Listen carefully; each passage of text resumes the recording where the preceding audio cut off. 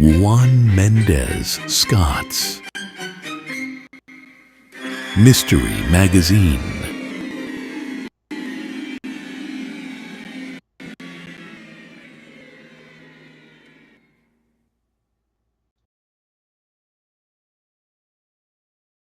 Chapter 5. In a dark and stormy sea, was lying on my couch, wrapped up in a blanket and watching Lifetime, when my phone rang. It was Sylvia, Samira's older sister. "Hey Sylvia, what's up?" I answered, expecting a casual chat.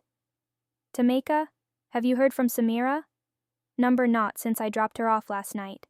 We did a little bit of celebrating today after the graduation." "She's been missing for hours and we can't get a hold of her," Sylvia said, her voice trembling, worried almost to death about her sister. My heart sank. Samira was one of my closest friends, and the thought of her being in danger was too much to bear. I rose from the couch. "What? No, I haven't heard from her." "When did you last talk to her?" I asked, trying to stay calm. "Last night. She was supposed to come over for dinner, but she never showed up. She's not answering her phone or responding to any messages."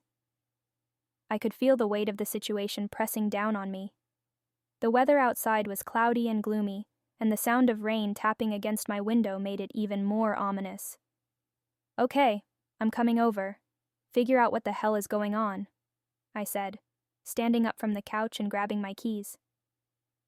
As I drove to Sylvia's $1 million house in Accokeek, Maryland, my mind raced with worry. Where could Samira be? Was she in trouble? The thought of something bad happening to her made me feel sick. When I arrived, Sylvia and I immediately started making calls and sending messages to anyone who might know something, but no one had seen or heard from Samira. As the day wore on, the rain outside intensified, making everything seem even more gloomy and foreboding. It was as if the weather was reflecting the darkness of our situation. I tried my best to keep a level head and remain positive, but as the hours passed with no word from Samira, my anxiety grew. We had no idea where she could be, and the possibilities were endless.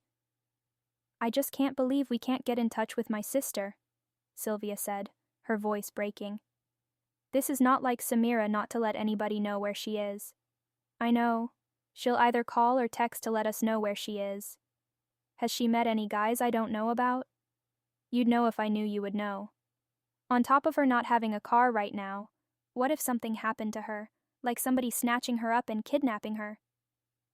"I know, and I don't want to think that. What if she's hurt somewhere, unable to contact her?" I know, I said, trying to comfort her. "But we have to stay strong and keep searching. We'll find her, I promise. She's good." "When do we need to call the police? What is it, 48 hours? Something like that?" "Yeah, but we don't need to call the police. We'll find her." But even as I spoke those words, I couldn't shake the feeling of dread that was settling over me. Samira was out there somewhere, and we had no idea if she was okay. It was like we were lost in a dark and stormy sea, with no shore in sight.